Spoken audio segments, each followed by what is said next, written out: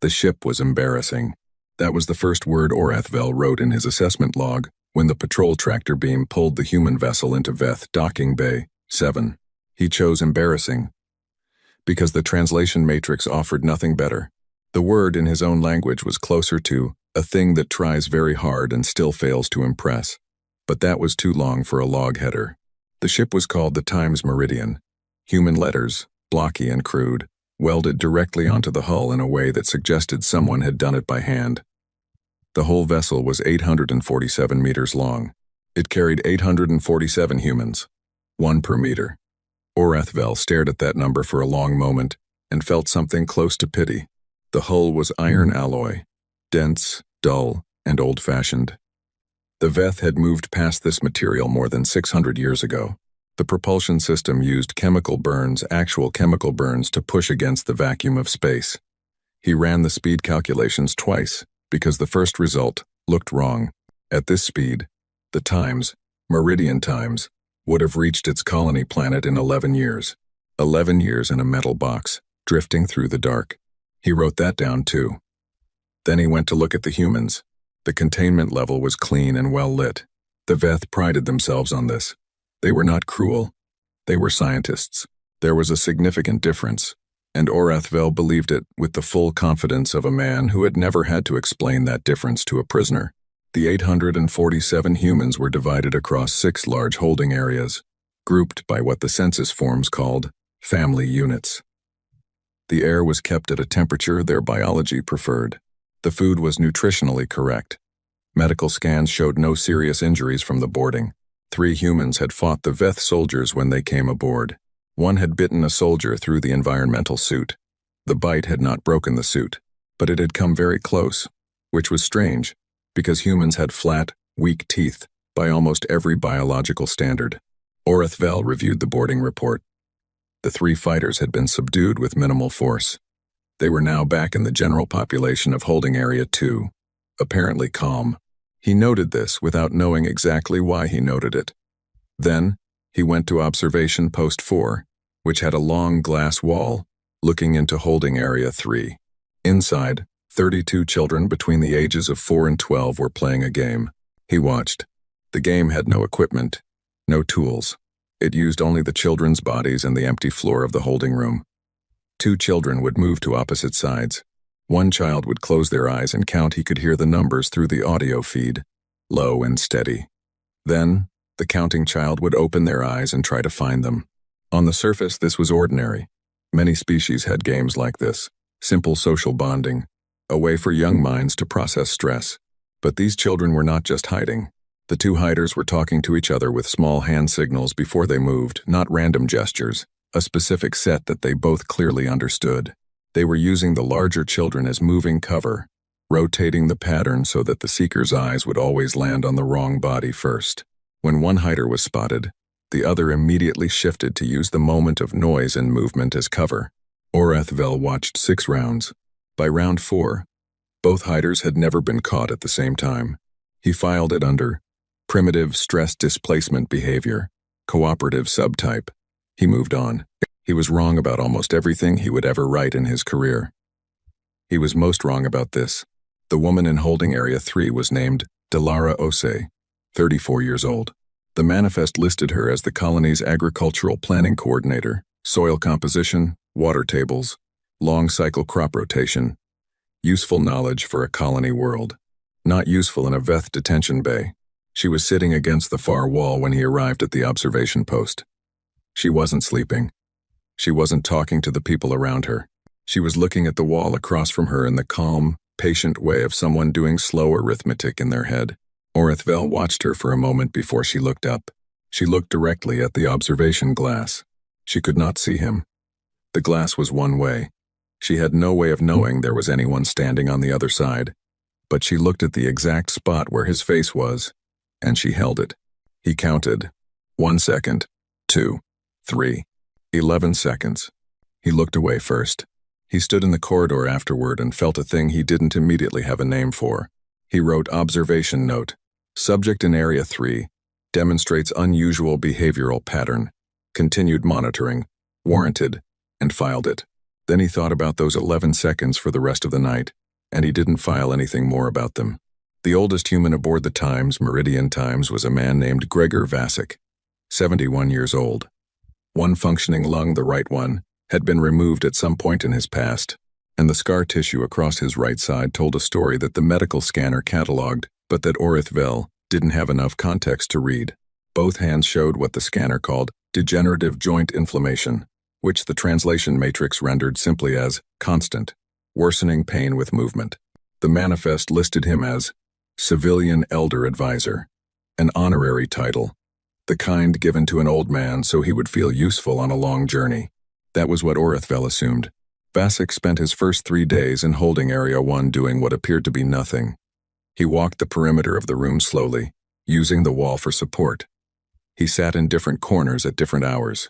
He had short, quiet conversations with the other humans, fast and low, full of words that were not in the standard human language database, which the translation matrix flagged and then gave up on. On day 3, a young man in Area 1 gave him a piece of cloth torn from the inside lining of a jacket. Orithvel saw it happen and logged it as a social bonding exchange. A gift.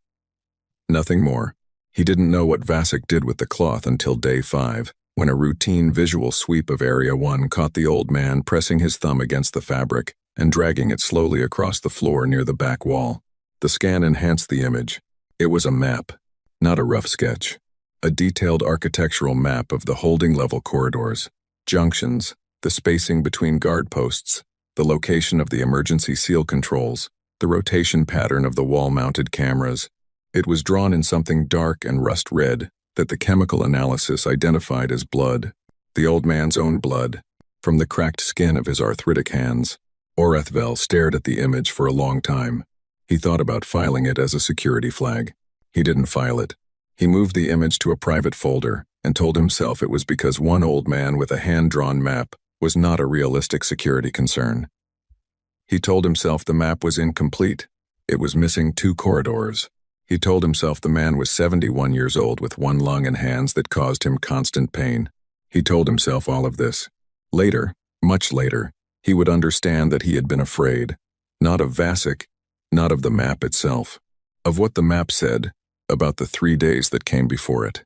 The old man had been measuring everything from the moment the door closed. The Times, Meridian's Times automated distress beacon had activated the instant the Veth patrol vessel made unplanned hull contact. Standard human protocol, the beacon encrypted the ship's last known coordinates and status and transmitted them toward the nearest communication relay. The nearest relay, in this part of the outer arm, was 14 months from Earth. The signal would take 14 months to arrive. Orithvel included this in his initial report. He noted it as a comfort.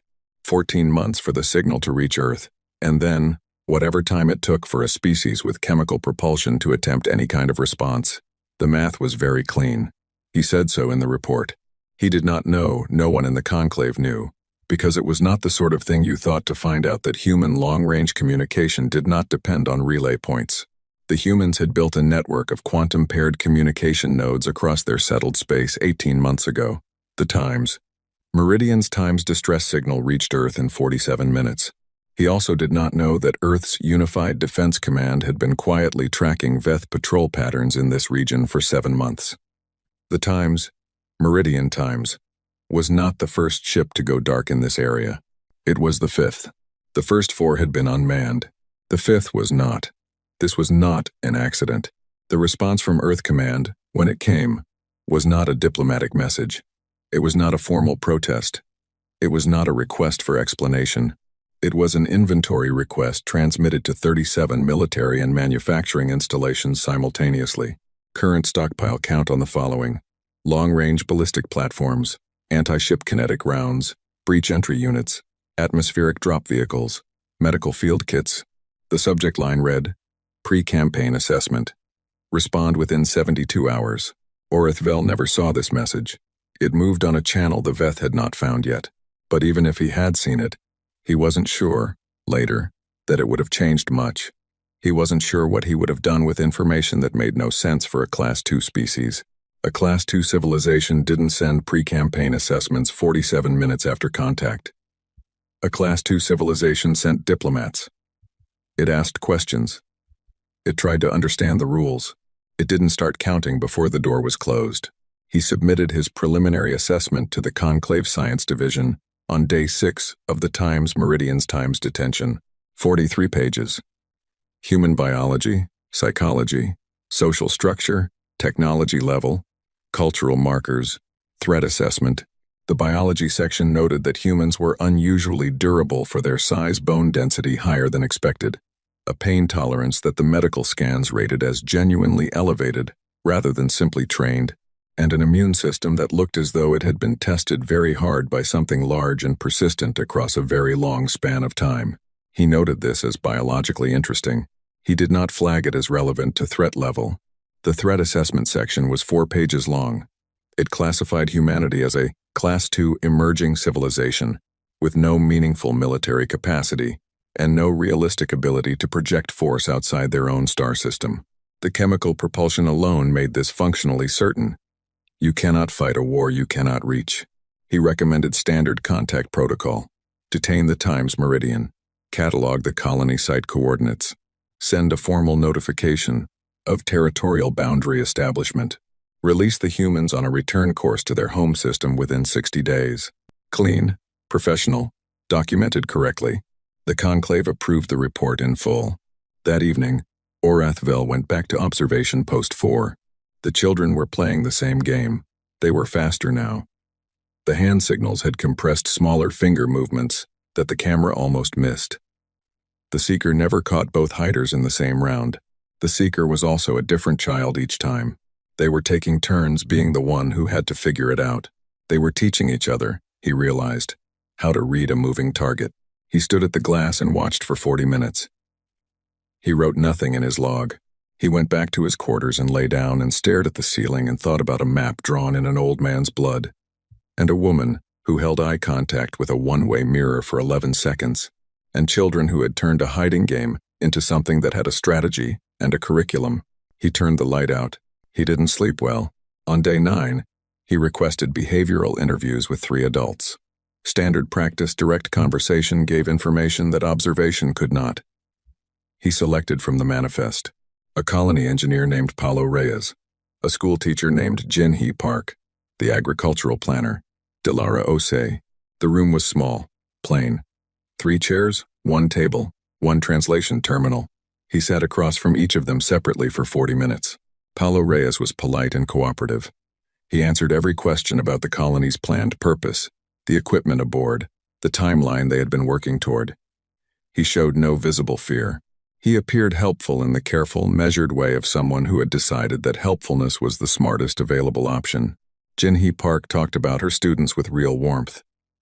She answered every question about colony logistics with friendly detail. She also, somewhere inside those 40 minutes, asked Orathville 12 questions about Veth biology, cultural customs, governance structure, military rank, patrol rotation, frequency.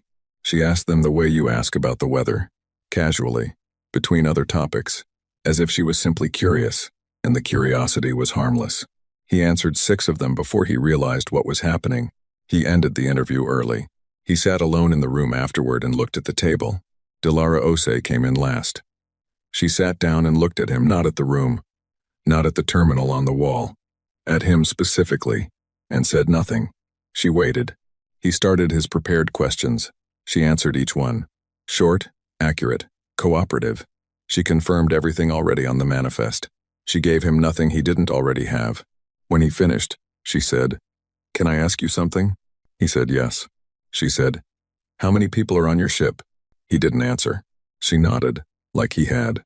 He walked back to his quarters through corridors that felt, for the first time, slightly too narrow.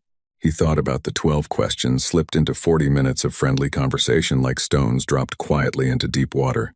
He thought about Delara Osei asking the one question that actually mattered. He thought about the map in the private folder. He opened his log. He started a new file, separate from the official system, titled Supplementary Behavioral Notes Personal Record. He didn't put a date on it. He didn't link it to the official case number. He wrote for 2 hours. Then he stopped and sat and looked at what he had written. He had never kept a private file before in his professional life. He was not certain why he was doing it now. He told himself it was just good practice. Thorough documentation. Nothing unusual. He did not look too hard at that explanation. The Times, Meridian Times, sat in docking bay, 7 for 60 days. Exactly as the approved protocol specified. The humans ate the food. They slept when the lights dimmed. They were, by every standard measure, compliant and calm. They were also, though Orathvel would not understand this fully until later, working the entire time. Paulo Reyes had spent 60 days calculating the structural load tolerances of the bay doors, using nothing but visual observation and the engineering knowledge already inside his head. Jinhee Park had built a complete behavioral map of every guard shift, hidden inside lesson plans she was writing for the children in neat, small handwriting. Delara Osei had been doing something with the nutritional data on their food that his scans caught but couldn't interpret. Gregor Vasic had updated his blood-drawn map 4 times. Each version was more accurate than the last. On day 58, he found the 2 missing corridors. The children were faster every day. On day 60, the conclave released the Times, Meridian Times, on a return trajectory, exactly as approved. Orathvel watched from the observation deck. The ship was still small, still slow, still loud with its chemical burn, shrinking against the dark until it was a point of light. Then, nothing. He stood there for a while. His private file was 14 pages long. He didn't know that the Times, Meridian Times, was not going home. He didn't know it was heading for a rendezvous 0.6 light weeks away, where it would meet a very different kind of ship. He didn't know that Vasic had already transmitted the complete map, the guard rotation data, the structural calculations, and a full behavioral profile of Veth military personnel to Earth Command. He didn't know any of it.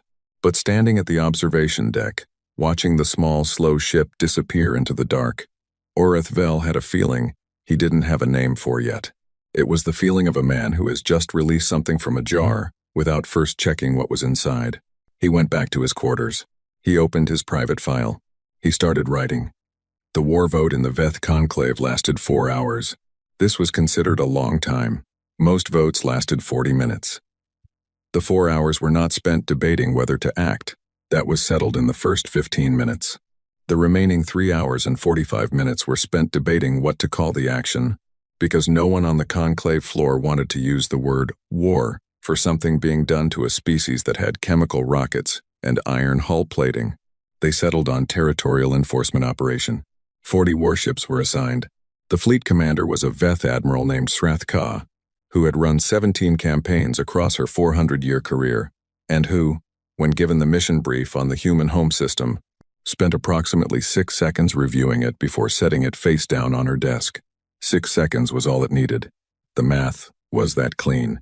1 inhabited planet, 1 moon base, partially constructed, a small scattering of orbital stations, chemical propulsion throughout, no energy weapons on record, kinetic projectile systems only, short range, atmosphere dependent. She gave it 11 cycles to full resolution. Her adjutant, privately, thought 11 was generous. Orathvel was not on the fleet. He was a scientist. His place was in the analysis center on Veth Prime, receiving data packets from the front as the operation moved forward. He had requested to join the fleet as an observer. The request had been denied on the grounds that the operation was not expected to produce scientifically novel data. He accepted this.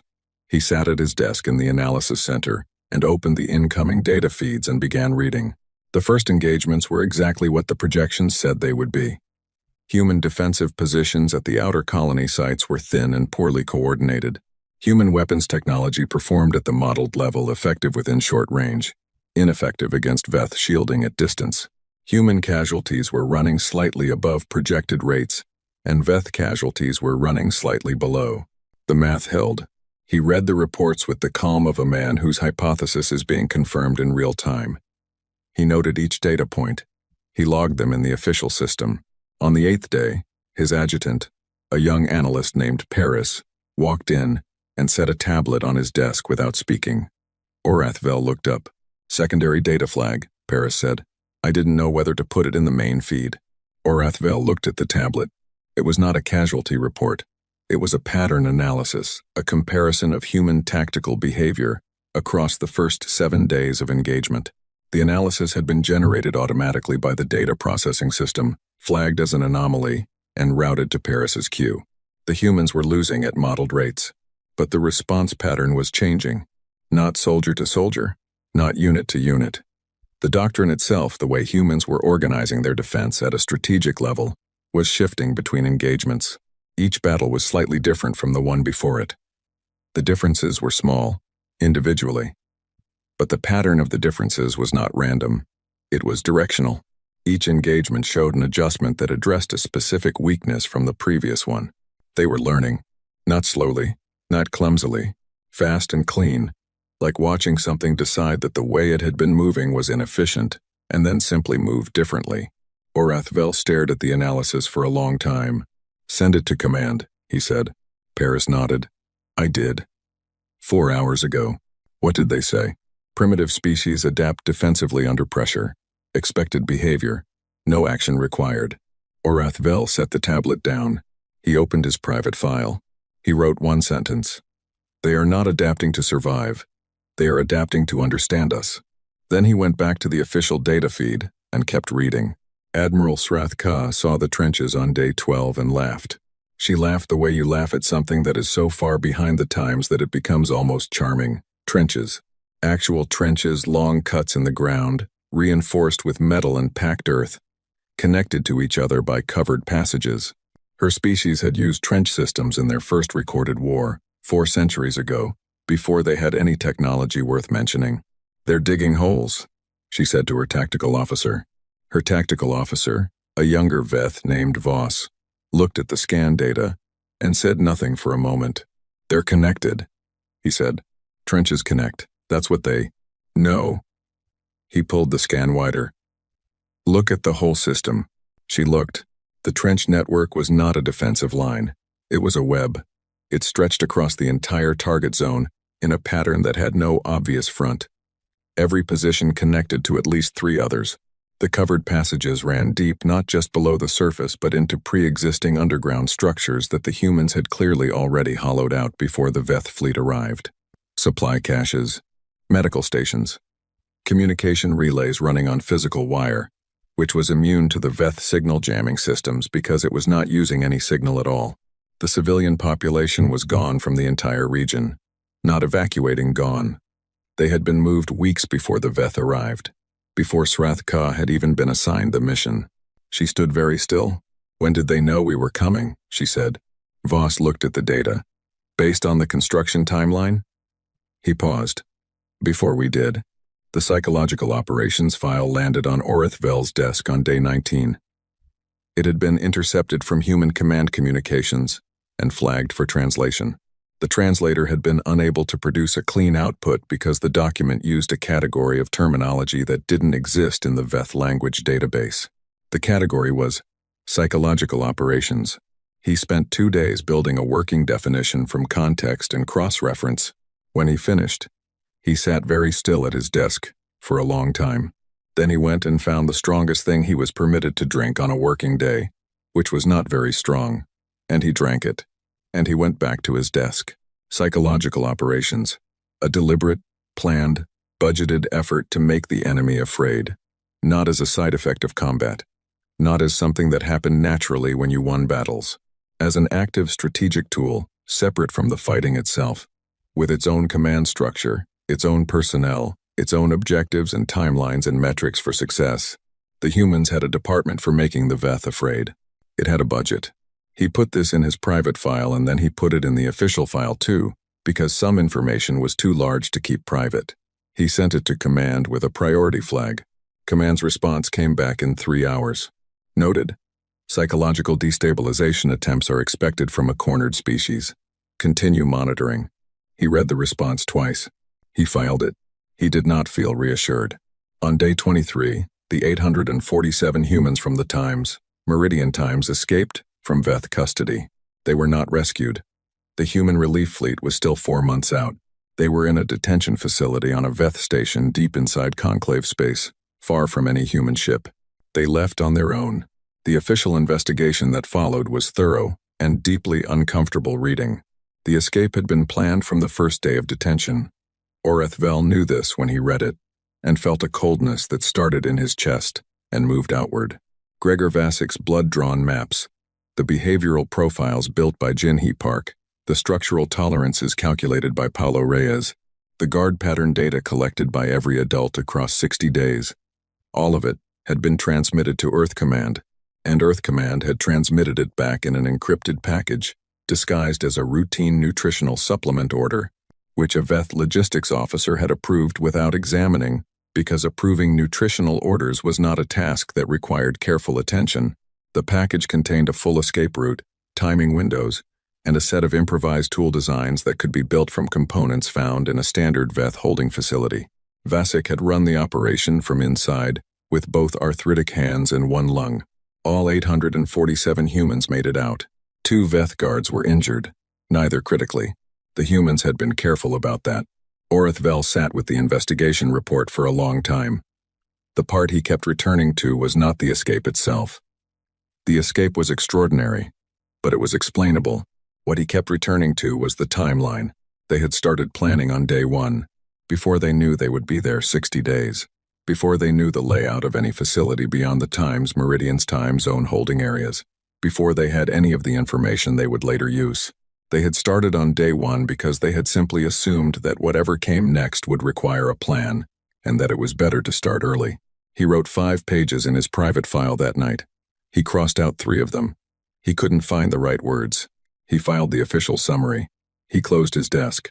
He went to bed and lay there with his eyes open and thought about an old man in a room he'd never seen before, picking up a piece of torn cloth on day 3 and starting. The first human counteroffensive was nothing like what Srath Ka had prepared for. She had prepared for a frontal engagement. The human commander, a general named Hideo Marin, had been broadcasting his intentions quite clearly for 11 days. Troop movements, supply chain signals, communication chatter that painted a very specific picture of where and when the attack would come. Srath Ka had responded correctly. She had pulled forces from 3 secondary sectors and concentrated them at the predicted coordinates. She was there. Her fleet was there. Her ground forces were there. The coordinates were empty. The counteroffensive hit the 3 secondary sectors simultaneously. Not a probe. Not a small diversion.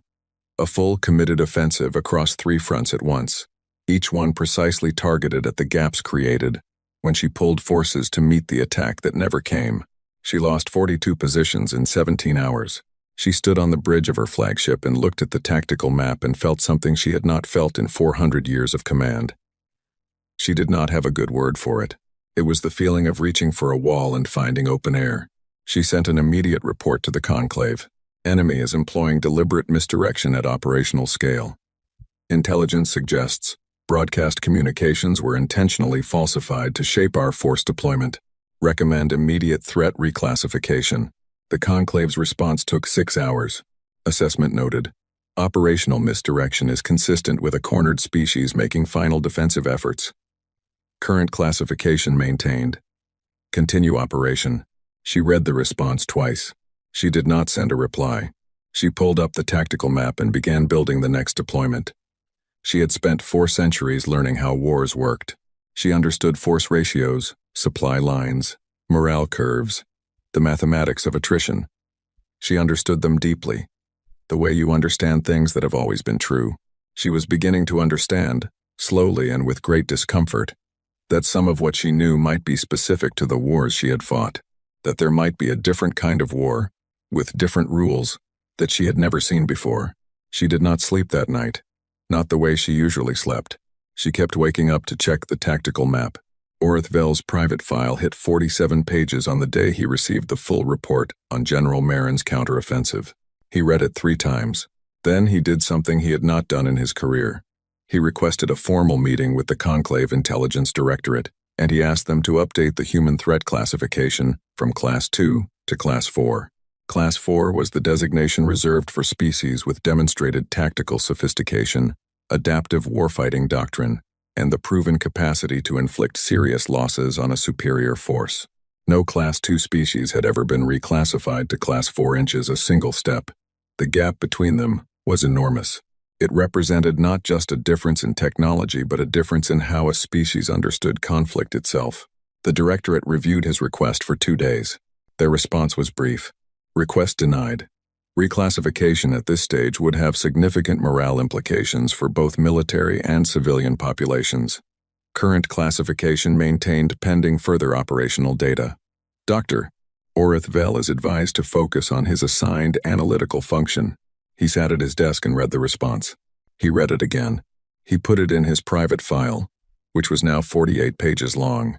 Then he opened the official data feed and went back to work. There was a new behavioral report from the front. A Veth strike unit had captured what appeared to be a human command post, and they had found something inside that the field team couldn't categorize and had sent to analysis. He opened the attached files. They were notebooks, physical notebooks, filled with handwriting, dozens of them. The translation team had already worked through the first 3. They were after-action reviews, detailed, methodical records of every engagement the unit had fought, what had worked, what had failed, what had been unexpected, and what the unit planned to do differently as a result. Every entry was signed. Every entry had a date. The earliest notebook in the stack was 6 months old. The humans had been doing this before the war started. They had been reviewing actions that, 6 months ago, were just training exercises. They had been treating their peacetime preparation the same way they were now treating active combat, as a source of data, as a system to be examined and improved. Oreth Vel held one of the notebooks for a moment. It was small and worn. The cover was soft from handling. Someone had carried this thing for 6 months and written in it regularly and kept it. He set it down carefully. He opened his private file. He looked at the 48 pages he had written over the past weeks. He thought about what they added up to. He thought about what he was going to do about it. He started writing his next unofficial report not to the directorate, not to command, not to anyone in the official system. He was writing it for himself, because somebody needed to write it down clearly, even if nobody was ready to read it yet. What we are calling adaptation, he wrote, is not adaptation. Adaptation is a thing that happens to a species slowly, over time, under pressure. What this species does is different. They examine their own failures with the same cold interest a scientist brings to a failed experiment. They do not mourn the failure, they use it.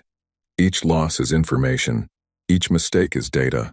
They have been doing this formally, systematically, with written records for longer than we have been watching them. We entered this conflict believing we understood what war was. We understood what war has been among the 5 spacefaring species we have known. We understood wars that end. Wars that have clear sides and clear goals and clean resolutions. Wars that both participants approach with the same basic assumptions about how war works. I do not think this species shares our assumptions. I do not think they ever did. He stopped writing. He looked at the worn notebook on his desk. He thought about day 3, on the Times Meridian, a piece of cloth, an old man picking it up. Starting. 18 months in, the Veth were winning. This was the official position of the conclave, and the numbers supported it. The Veth held 63% of contested space. Human colony sites in the outer arm had been either captured or evacuated. Human casualties were running above the projected rate. 3 of humanity's outer planets were under Veth blockade. The fleet was intact. The supply lines were solid. The operation was behind its original timeline, but it was moving in the right direction. The conclave briefings were confident. Oreth Vel read the briefings every morning and said nothing. He kept reading the secondary data. The secondary data told a different story. Not a story about territory or casualties or supply lines. A story about something harder to put in a chart. The Veth were winning every week. And every week, the cost of winning went up. Not by much. Not in any way that triggered an official flag. But Oreth Vel was watching the numbers closely, and he could see the slope. In month 1, a Veth strike unit would neutralize a human position and take a predictable level of losses. In month 6, the same type of strike against a similar type of position was costing more. Not dramatically more, just more.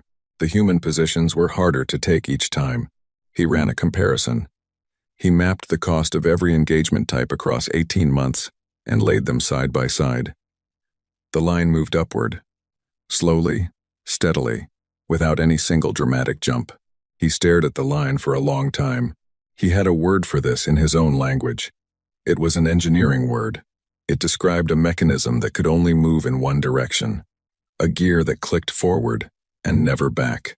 The word was used to describe processes that were irreversible, that accumulated, that built on themselves without the possibility of undoing what had already been done. He wrote the word at the top of a new page in his private file. Ratchet. He underlined it. The captured field logs arrived on a Tuesday. A Veth ground unit had taken a human forward command post in the outer colony zone. A fast raid, well executed, one of the cleaner operations of the past few months. The post had been abandoned in a hurry. Equipment was left behind, papers, personal items, and a hard drive belonging to the post's commanding officer, a human general named Arnav Desai. The hard drive was encrypted. It took the Veth analysis team 9 days to open it. Inside were Desai's personal command logs, 600 entries across 15 months. Orathvel received the translation package and opened the first entry. He read for an hour.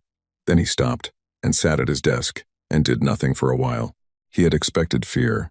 Not dramatic, falling apart fear, but the kind that leaks into a person's private writing when they're losing small doubts. Thin hope, the ache of seeing your side take damage and not knowing if it will hold. General Desai's logs did not contain fear. They contained analysis. Entry after entry. Desai had written up the previous engagement with the same cool technical focus that Arathvel used when writing research papers. What had worked, what had failed. Why it had failed, specifically, at the component level not our left flank collapsed, but our left flank collapsed because Veth energy weapons at this range outpace our shield rotation cycle by approximately 0.3 seconds, and therefore our defensive posture at that range needs to change in the following way. He was excited, not cheerful under pressure, not falsely optimistic, genuinely, technically excited, the way a person gets when a complicated problem starts to yield to sustained attention. In month 4 he had written, beginning to understand the Veth targeting priority sequence. If my reading is correct, they always neutralize communication assets before support assets before frontline assets. This is a predictable pattern. I want to test something. 3 entries later. Test confirmed. Now designing around it. Orathvel sat with this for a long time. Then he forwarded the full translation to a Veth strike commander named Leth, who ran the ground operations division, with a note that said, please read entries 47 through 112. These are not the logs of a losing commander. Leth's response came back in an hour. Noted. Commander appears to be rationalizing losses. Psychological coping pattern. Not operationally significant.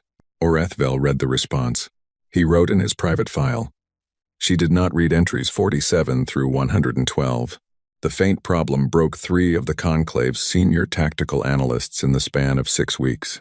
Not broke in a dramatic way. Broke in the quiet, grinding way that happens when a mind built around one set of rules is forced to operate inside a different set without being told the rules have changed. The Veth had fought 3 wars in their recorded history. In all 3, both sides went where they said they were going. Forces moved toward objectives. Objectives were held or lost. The math of the battle was visible in the positions of the armies. If you understood where the forces were, you understood the battle. This was not a choice the Veth had made. They had simply never encountered a war fought any other way. It had never occurred to anyone that the direction forces appeared to be moving could be deliberately wrong. That a commander might announce a target, commit visible resources to it, generate all the signals of genuine intent and be doing all of it specifically, so that the enemy would believe it. The first analyst to crack was a veteran strategist named Torath Hin. He spent 2 weeks trying to find the real human position behind every visible one. He built elaborate models showing where the genuine objectives must be, given that the stated ones were decoys. His models were wrong because his fundamental assumption was wrong. There was no single hidden real objective sitting behind the fake one. The deception was the strategy. The confusion was the weapon. He submitted a request for reassignment on medical grounds. It was denied. The second analyst started treating every human communication as false by default and working backward from there. He predicted, with some accuracy, 2 out of 5 major human movements. He was reassigned when the 3 he missed resulted in the loss of a supply depot. The third analyst, a young woman named Sev, did something different. She stopped trying to find the real position and started mapping the confusion itself. Where was the Veth attention being directed? What were the humans making them look at? And then, What were they therefore not looking at? This worked. Orathvel requested that Sev be promoted immediately and given her own analysis team. The conclave approved the promotion. They did not approve the team. Budget implication. The phrase that stopped Admiral Shrath-Ka mid-sentence appeared in an intercepted human command communication on month 14. She was in the middle of a briefing when her signals officer quietly set a printout in front of her. She glanced at it. She kept talking for 2 more sentences and then stopped. The phrase was, "Optimal psychological pressure window." She picked up the printout.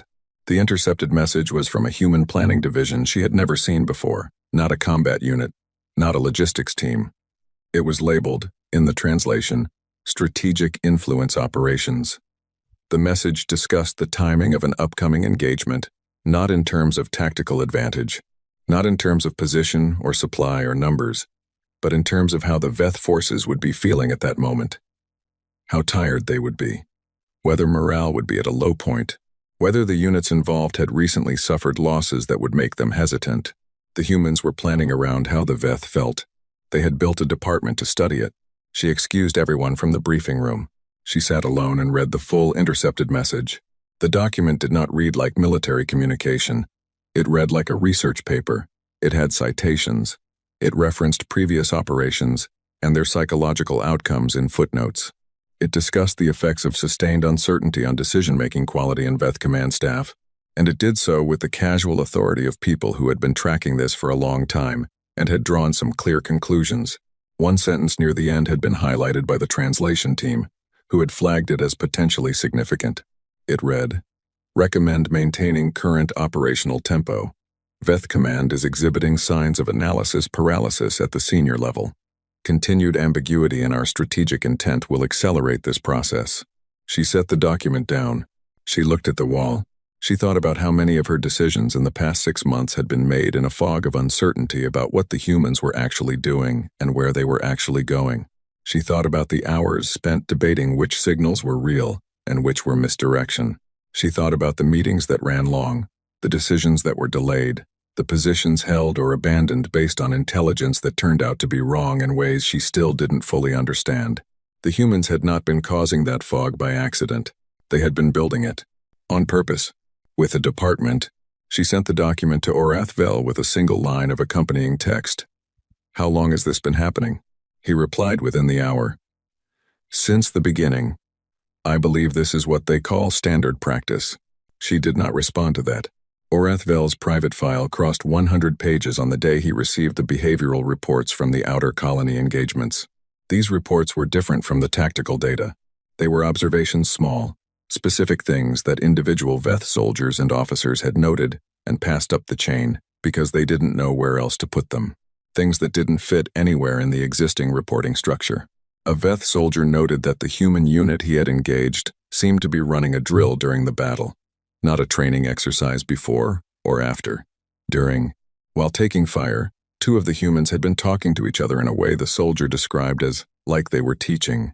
A Veth officer noted that after capturing a human supply depot, her unit found the supplies organized in a way that suggested they had been staged for rapid loss, positioned so that an enemy could take them quickly, but so that the most critical items were already gone. The humans had anticipated losing that position and had removed what mattered before the Veth arrived. The officer described finding the empty crates and having the unpleasant feeling of having been handed something. A junior analyst noted that human commanders rotated frequently not because of casualties, but by apparent design. A new commander would take over a unit that had seen heavy fighting, run 3 or 4 engagements, and then rotate out. The next commander would come in and run 3 or 4 more. The analyst flagged this as unusual because Veth commanders stayed with their units.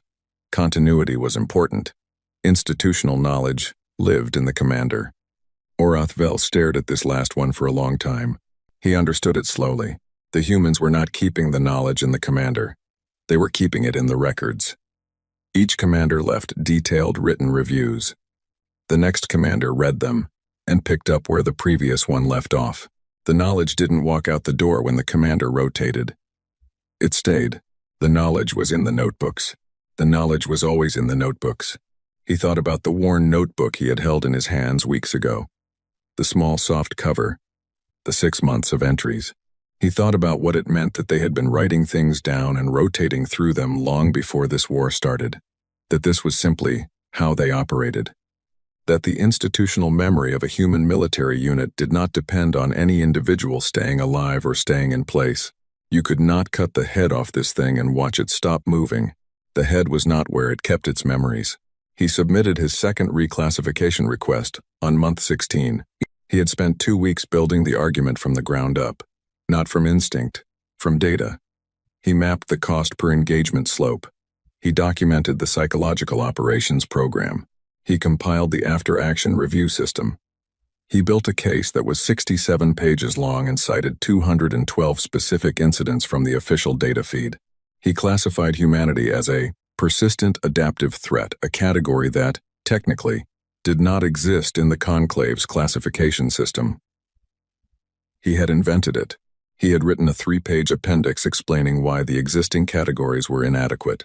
He sent the full package to the Intelligence Directorate, the Military Command Board, and the Conclave's Senior Science Division. The Military Command Board replied in 4 hours. Dr. Orathvel's analysis is noted. The reclassification is denied on operational and morale grounds. We remind Dr. Orathvel that the operation is proceeding and that current territorial control metrics show continued VETH advantage. Reclassification at this stage would undermine public confidence in the operation and create uncertainty in active field commands. Dr. Orathvel is advised that further unsolicited reclassification requests may result in a review of his analytical role. He read the response 3 times, then he printed it. He put it in a physical folder. He wrote the date on the front of the folder in his own handwriting. He filed it with the other physical copies he had been keeping. He was building a record, not for the Conclave, not for command, for whatever came after all of this. When someone would need to understand how it happened, he went back to work. On month 18, the humans did something that nobody in the VETH military had a word for. They stopped retreating, not because they had run out of space to retreat into, not because they were surrounded. They simply stopped, at a moment that the VETH tactical models did not predict, and turned, not at one location, at 31 locations, simultaneously. 31 counterattacks in 18 hours, across 3 star systems, each one targeted at a position the VETH had taken in the previous 4 months, each one hitting a specific structural weakness that, when Orathvel analyzed it afterward, correlated almost perfectly with the cost per engagement data he had been tracking. The humans knew which positions had cost the VETH the most to take. They knew which ones would cost the most to defend. They had been waiting, not retreating because they were losing. Retreating because they needed the VETH spread out and positioned in a specific way before they moved. 18 months of what looked like losing, which had been, at some level, Orathvel was only now beginning to see.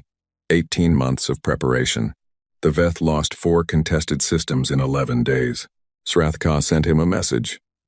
No text, just a file attachment, the full after-action analysis from her tactical team. He opened it. He read it. He closed it.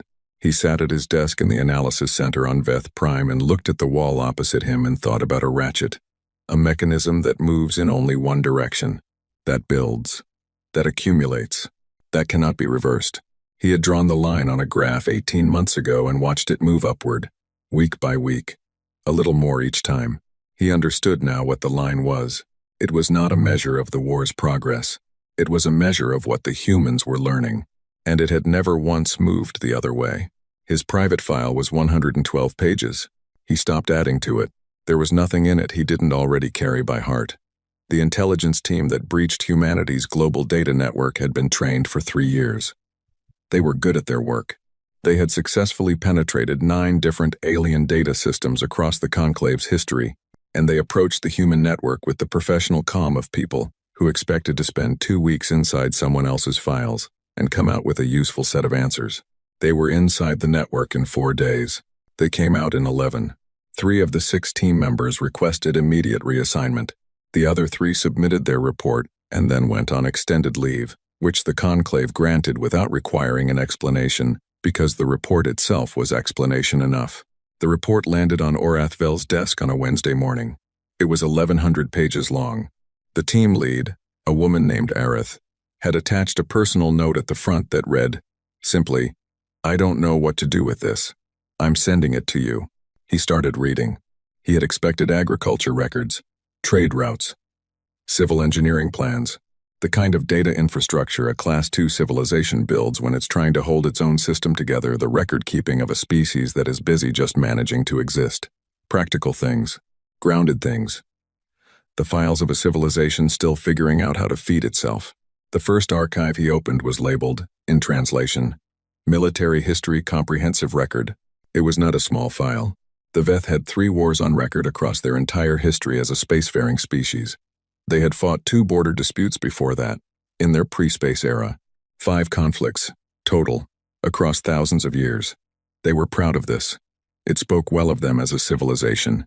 They had learned, early, that conflict was expensive, and resolution was better.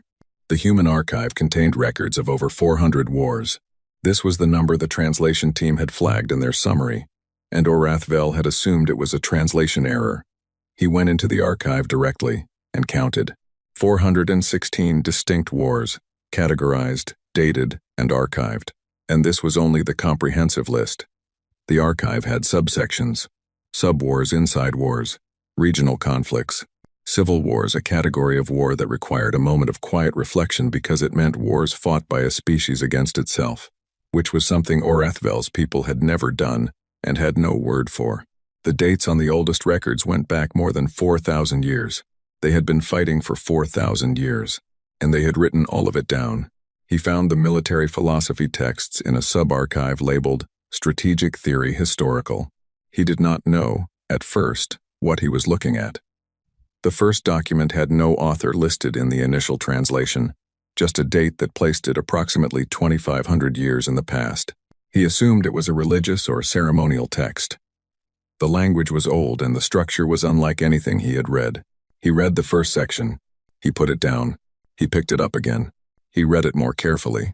It was a tactical manual, a detailed, specific, organized guide to the conduct of war, deception, terrain, logistics, the management of information, the psychology of command, 2,500 years old, written when humanity was still fighting with metal weapons and animal power. He cross-referenced it against the tactical patterns he had been observing for the past 18 months. The cross-references lit up like a fire. The feints were in there. The misdirection. The way to make an enemy exhaust himself on the wrong target. The importance of knowing your enemy better than they know themselves.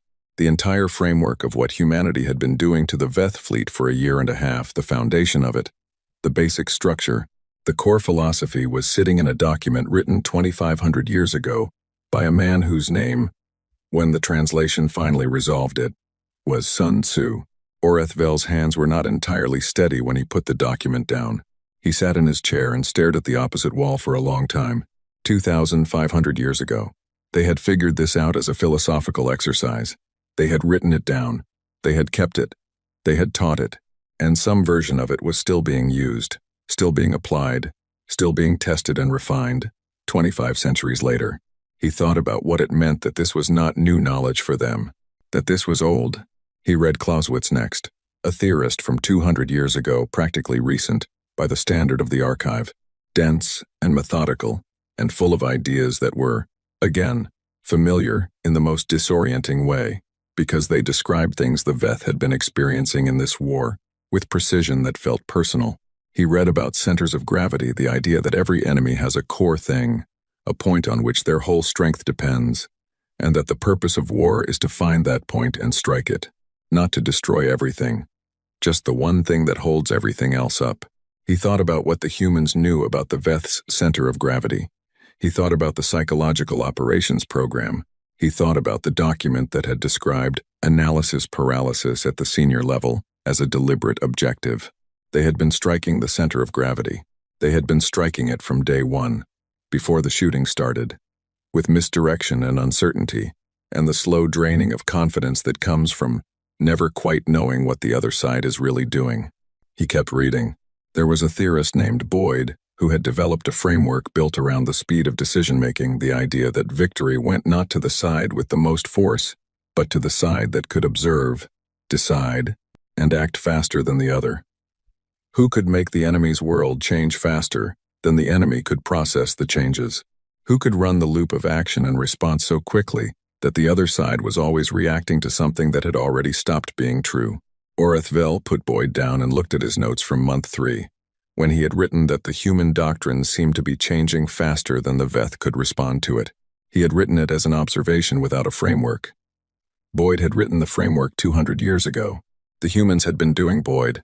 They had been doing Boyd before the conclave knew what Boyd was.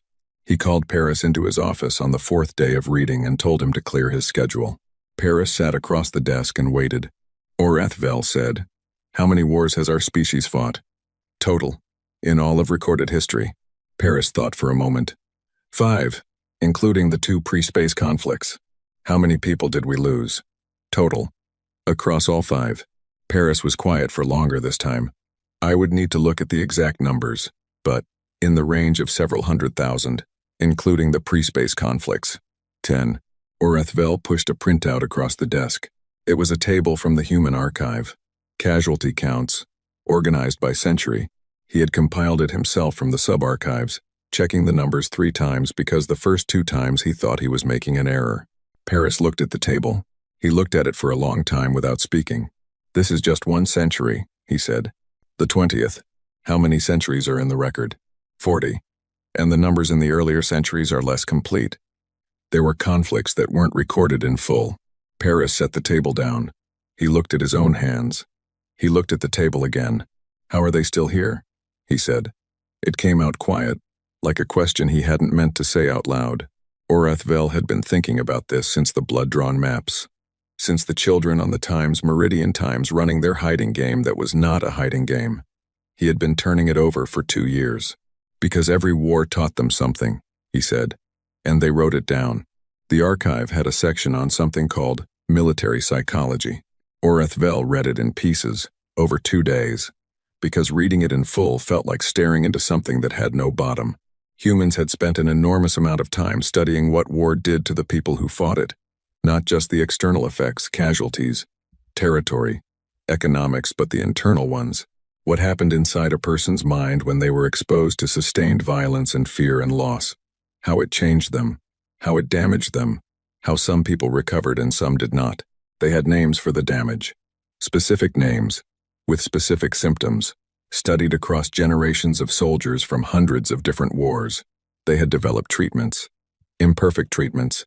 The record made clear the damage was never easy to undo, but treatments, built from careful observation and documented outcomes and constant revision. They had built an entire field of medicine around the specific ways that war broke the people who fought it. He sat with this for a long time. The Veth had nothing like it. It was not that they had tried and failed. The category simply didn't exist. In 5 wars across thousands of years, the question of what sustained combat did to a soldier's inner world had never accumulated enough data to become a field of study. The humans had so much data on this that it had become its own science. He thought about what that meant, not the science itself, the existence of it, the volume of experience that had made it necessary.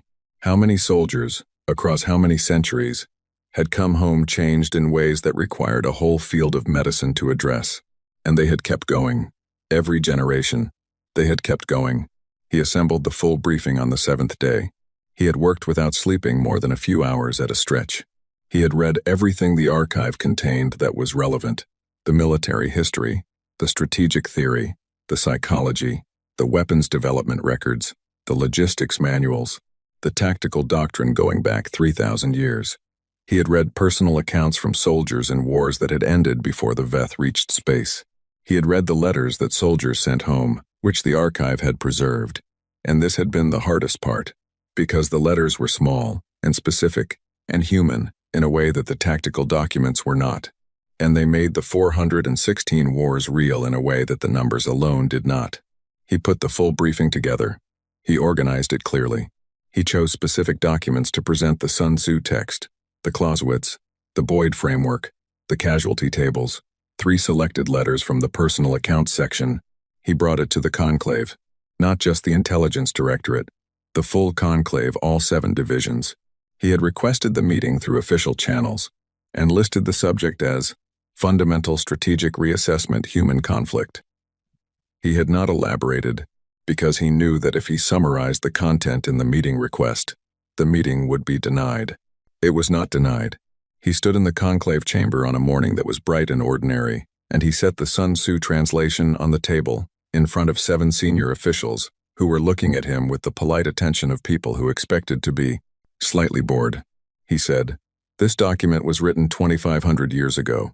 It describes, with near perfect accuracy, the primary tactics used against our fleet in the past 18 months. Silence. The humans did not develop these tactics for this war.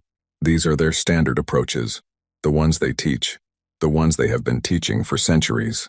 He put the casualty table on the table. This is what human warfare has cost them, against each other, in a single century. 1 century. The 20th. He let them look at it. We have lost fewer soldiers in all 5 of our wars across our entire history. The silence in the room changed. It became a different kind of silence. "We did not pick a fight with a primitive species," he said. His voice was steady. He had practiced keeping it steady. "We interrupted something that has been going on for 4,000 years. Something that has killed more of them than we can count and that they have survived every single time. Something they have studied and written about and refined for millennia." He looked at the 7 officials. "We woke something up." The meeting lasted 4 hours. The questions were sharp and serious in a way that previous meetings had not been. Nobody dismissed the casualty table. Nobody called the Sun Tzu text irrelevant. The conclave chamber was full of a quality of attention that Orathvel recognized as the attention of people recalibrating the particular mental effort of updating a picture of the world that turns out to have been wrong. The reclassification request was approved that afternoon. Not to Class Quattro. The conclave created a new category. It had no precedent in their system. It took 3 hours of terminology discussion to name it. The final name, in the Veth diplomatic language, translated to something close to entity of sustained conflict capacity, indefinite ceiling. Orathvel thought the name was too long and too cautious. He knew it would not stay theoretical for long.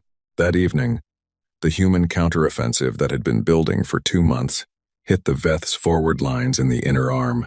4-star systems, 14 days. He stayed at his desk and watched the reports come in and thought about a book written 25 centuries ago by a man who had been dead long before humanity left its home planet. He thought about the fact that they had kept it, that it had worked, that it was still working. He picked up his private file and looked at the front page. 112 pages.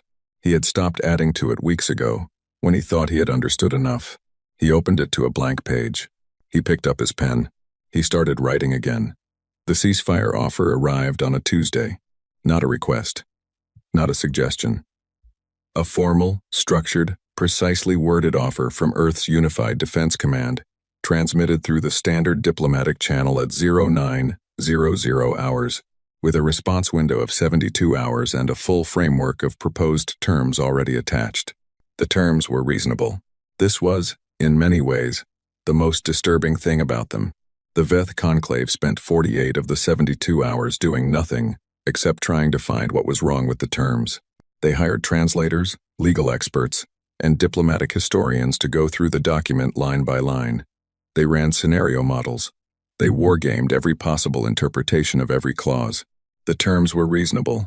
Genuinely, measurably, without obvious trap or trick, reasonable.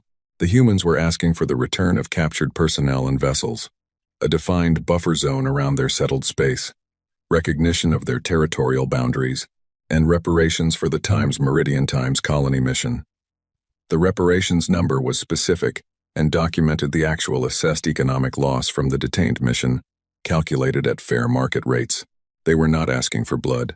They were not demanding the kind of peace that looked like the other side's surrender. They were offering terms that left the Veth with dignity. One of the senior conclave members said, in a closed session, that this concerned him more than an aggressive demand would have. An aggressive demand was something you understood. It fit the shape of what happened when one side was winning. Reasonable terms from a winning side had a different shape, and he had been sitting with it for 2 days and could not quite name what the shape was. Orathvel, who had been in the closed session as a technical advisor, thought he could name it, but he waited to say so. The prisoner exchange took place at a neutral point between human and Veth space, on a station that had been designated as a contact site before the war started and had seen no fighting. Oreth Vel was there as part of the official Veth documentation team. He had asked to be there. He had asked specifically and with written justification, which he submitted twice, because the first request was ignored. The justification was that as the primary behavioral analyst on the human file, his presence at first formal contact would produce useful data. The real reason was that he needed to see. The human ship that docked was a military vessel, clean lines, functional design, none of the apologetic smallness of the Times Meridian. It was not large by Veth standards, but it moved with the precise, unhurried confidence of something that had been built to do exactly what it was doing, and knew it. The Veth detainees came across the docking bridge, first 47 military personnel, captured in various engagements, looking tired and restrained, but unharmed. They had been held in conditions the human report described as within accepted standards, and the Veth medical team's assessment afterward confirmed this. Then the human detainees came across. There were 22 of them, various capture points over the past 2 years. They walked off the bridge in a loose group, and they looked. He searched for the word. Assessed. That was the word. Not relieved, not depleted. Not the way prisoners looked when they had been held somewhere difficult for a long time. They looked like people who had been somewhere and paid very close attention the whole time, and were now carrying the results of that attention with them. He recognized the quality of it. It was the same thing he had seen through observation glass on the Times Meridian 2 years ago. The girl who had fixed on the exact spot where his face was. The children running their game. The old man picking up a piece of cloth. These were those people, grown 2 years older, doing what those people did. Counting. Still, the human exchange officer was a compact, calm woman, whose rank insignia translated to something between colonel and general. Her name, from the documentation, was Lynn Vasquez. She conducted the exchange with professional efficiency, counted, confirmed, signed the verification forms, and then stood on the Veth side of the docking bay for a moment, as if she was deciding whether to say something. She said something. She looked at the Veth documentation team, which meant, because he was standing closest, she looked at Oreth Vel and she said, "Is there a xenobiologist on your team?" He said yes. He was. She considered this for a moment. Then she said, "Can I ask you a question?" He said yes. She said, "What did you think we were?" He had been asked versions of this question in his own head for 2 years. He had answered it in his private file, across many pages, in ways that kept needing revision. He had a long, careful, accurate answer available. He said, "We thought you were just beginning." She nodded slowly. She looked at nothing specific for a moment. "We are," she said. "We absolutely are." She didn't say it with any particular weight. She said it the way you acknowledge a thing that is simply true and requires no decoration. Then she went back across the bridge. He stood in the docking bay and thought about that for a very long time. The holding facility where Oreth Vel spent the next 6 weeks was not a place he had expected to see from the inside. When the Conclave's Internal Review Board completed its examination of the intelligence failures leading up to the war, a review that was politely but unmistakably triggered by his reclassification requests, and the documented record of their denial, he had been asked, very formally and without particular warmth, to make himself available for interview at a human-administered holding site while the review completed its work. This was not, technically, imprisonment. It felt, technically, like imprisonment. The human facility was aggressively comfortable in a way that he suspected was deliberate. Good food, adequate space, natural light, quiet. His possessions had been transferred from his quarters on Veth Prime, including his physical files, which arrived in a sealed box that had not been opened. He spent the first week sleeping more than he had in 2 years. On the 8th day, the human commander of the facility came to speak with him. Not for official purposes, the official interviews were conducted by a different team, by the book, recorded and formal. This was different. She came alone, without a recorder, and sat across from him in the small common room and asked if he minded talking. He said he didn't mind. Her name was Commander Ella Ose. He noticed the surname before she had finished introducing herself. She noticed him noticing. "Delara's older sister," she said. "She mentioned you in her debrief." He waited. She said you looked away first. He said, yes. Ella Osei sat back in her chair and looked at him with something that was not hostility, and was not warmth, and was not quite either. He said, can I ask you something? She said, you can ask. What are you? She considered it. Not like a question she hadn't heard before. More like a question she had heard from different angles, and was deciding which angle to use with him specifically. Survivors, she said. From a planet that was trying to kill us every day for 4 million years before we were recognizably what we are now. So we got very good at not dying. Then we ran out of predators, and we turned on each other, and we spent 10,000 years getting good at that too. She paused. You're the first war we've had where the other side could talk back. We almost didn't notice the difference. She said it without any particular cruelty, just the flat, even quality of something stated accurately. I think that's the most frightening sentence I've ever heard, he said. She thought about it. I think you're probably right, she said, and she seemed to mean it, seemed genuinely, calmly aware that the thing she had just said was frightening, and to have no particular distress about its being so. She stood up. She looked at the box with his files in it. The review board will finish in 2 weeks, she said. They'll clear you. Your file record will help. She paused at the door. You kept good records. He looked at the box. For a long time, he said. I wasn't sure anyone would read them. How? She said. Someone will. Then she left, and he sat in the comfortable room in the quiet facility, with the natural light coming through the window, and he thought about a woman named Delara Osei, sitting against a wall on the Times, Meridian Times, doing arithmetic in her head, and her sister sitting across from him 2 years later doing something that was probably arithmetic too, and the whole dense, unbroken line between those two moments. The ceasefire held. The terms were implemented exactly as written. Captured personnel returned. Buffer zones established. Territorial boundaries registered in the Galactic Registry. Reparations paid. On schedule. At the agreed amount. The war was over. On paper. What had happened to the Veth Conclave in the 2 years of that war was harder to put on paper, and harder still to explain to the other spacefaring species who began, quietly, sending diplomatic requests for information in the months that followed. The requests were polite and careful, and framed as academic interest in the conflict's resolution. They were not academic. Everyone in the diplomatic community understood what they actually were. 14 different species, looking at what had happened and trying to understand how much danger they were in and from what direction. Orith Vel was given the task of writing the formal Galactic Registry report on humanity. Not the internal report. Not the classified assessment. The public one, the document that would go into the registry and be accessible to every spacefaring species with diplomatic standing. The document that would replace humanity's existing classification entry, which currently read, Class 2 Emerging Civilization, and had been last updated 2 years and a catastrophically expensive war ago. He sat with this task for 3 days before he began writing.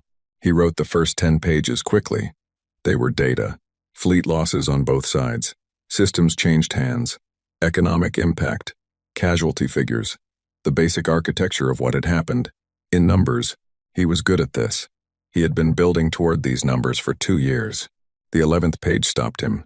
The 11th page was the classification, the category, the 2 or 3 words that would sit in the registry next to humanity's name and tell every other species in the known galaxy what they were looking at when they looked at Earth. He sat with the blank page for a long time. He thought about the children's game that was not a game. He thought about the map drawn in blood by an old man's broken hands. He thought about a woman who had been asking questions about Veth patrol rotation schedules, while pretending to be curious about Veth biology, and her sister who sat across from him 2 years later and said, Times. We almost didn't notice the difference. Times without blinking. He thought about Sun Tzu, 2,500 years old, describing last year's war. He thought about Boyd, describing the speed at which the human tactical doctrine had moved through the Veth command structure's ability to track it. He thought about 416 wars, recorded and archived and studied and built upon, a mountain of conflict that would have ended any other species, and had instead made this one into what it was. He thought about the ceasefire terms, the reasonable, measured, dignified ceasefire terms, offered by a side that had been winning, and could have asked for more and had not. He thought about what that restraint was, where it came from, What it meant that a species capable of all of this, capable of the archive and the tactics, and the psychological operations department, and the blood-drawn maps, was also capable of pulling back, of choosing, deliberately and consciously, to stop. He wrote the 11th page. He wrote a single paragraph. He wrote it 3 times before the translation felt right. There was a concept in the old Veth language pre-spaceflight, from the era when his own world had things in it that could kill you, that described an apex predator in a specific state. Not hunting, not sleeping. The state between those two things, when the predator was aware of you and had decided, for its own reasons, not to act. The state was not peace. It was choice. The predator could end you. It had decided not to. It was watching to see whether it would need to change its mind. He used that word. He placed it in the universal diplomatic language, choosing cognates that would translate cleanly into all 14 major species' tongues, so that the meaning would carry without losing its weight. He submitted the report. The response came from 14 star systems in the space of 3 weeks. Not formally, not through official channels, through the quiet, sideways movements of bureaucracies, doing things they were not prepared to announce, updating internal documents, revising contact protocols, restructuring border policies in the outer territories adjacent to human space. A species in the Orith Arm quietly redirected 3 warships from a patrol route that had previously passed close to a human colony site. A species on the far side of the inner systems updated their intelligence assessment of humanity from non-contact peripheral to priority monitoring. A species that had, as recently as 6 months ago, been in early-stage contact talks with Earth's diplomatic division, suddenly developed a preference for taking those talks slowly, very slowly. A junior diplomat from one of the 14 systems sent Orithvel a private message, not through official channels, that read, "We read the report. We read the archive summary. We wanted to ask whether the classification entry is intended as a warning or as a description." Orithvel thought about this for a while. He wrote back, "Both. They are the same thing." He did not hear back. He had not expected to. He was cleared by the review board on a Thursday. He went back to his office on Veth Prime, which had been kept as he left it.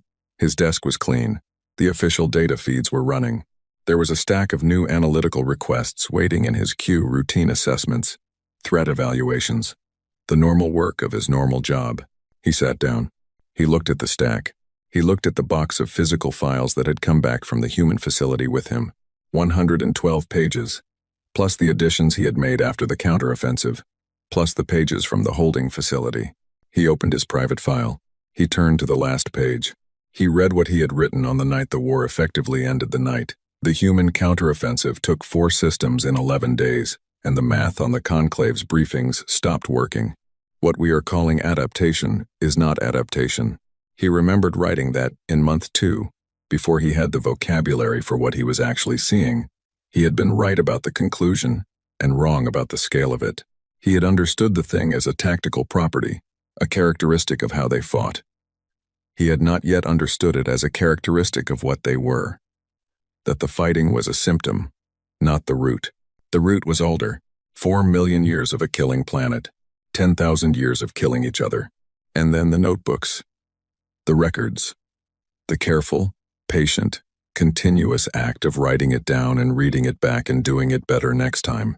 The humans had not become dangerous because of war. War had revealed what they already were. He closed the file. He looked at the ordinary work on his desk, the routine assessments, the standard queue. He looked at it for a while.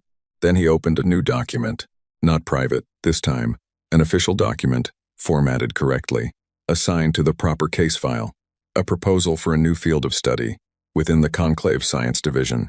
It did not yet have a name. He spent 20 minutes on the name before settling on something plain: contact studies, species of sustained conflict capacity. The proposal was for a permanent, funded research program dedicated to understanding how a species became what humanity was. Not to replicate it, that was not possible, he did not think, from outside the conditions that had produced it, but to understand it, to know what it was that they were living next to. The Galactic Registry entry would be updated soon. All 14 species had received it. Most of them had, by now, made the quiet adjustments to their border policies and patrol routes and diplomatic approaches. They were treating humanity the way his pre-spaceflight ancestors had treated the predators of their old world, with deep, careful, watchful respect. He thought this was correct. He thought it was, given what the archive contained and what the past 2 years had demonstrated, the only accurate response. He thought about a small ship, embarrassing in its smallness, hanging in Veth Docking Bay 7. He thought about an old man with one lung and arthritic hands, in a room he had never seen before, picking up a piece of torn cloth on day 3. Because starting early was simply what they did. He thought about reasonable ceasefire terms from a side that could have asked for more. The restraint, the leash, the choice, the predator, aware of you, watching to see whether it would need to change its mind. The classification entry sat in the Galactic Registry, under humanity's name, where Class 2, Emerging Civilization, used to be. 2 words, in 14 star systems, in languages that had no common roots and no shared history, in the minds of species that looked nothing like each other and had built their civilizations on entirely different foundations. Those 2 words translated cleanly. They always did. Some meanings carry. Do not wake.